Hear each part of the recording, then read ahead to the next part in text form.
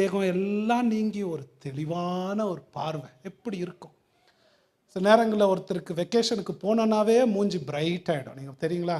அப்படியே ஊருக்கு போகிறோம், இன்னைக்கு காலைல எந்திரிச்சோன்னா மூஞ்சில் சுறுசுறுப்பாக எந்திரிப்பாங்க, அப்படியே பிரைட்டாக இருக்கும் மூஞ்சி.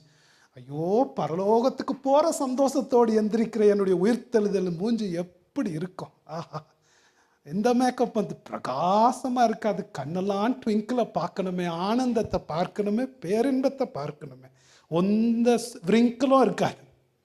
தெய்வீக ஞானத்தோடு சித்த எண்ணத்தோடு தெளிவான ஞாபக சக்தி, நல்ல போராட்டத்தை போராடினேன், உயிர்த்தெழுந்தேன், எந்த பశ్చాத்தாபமும் இருக்காது.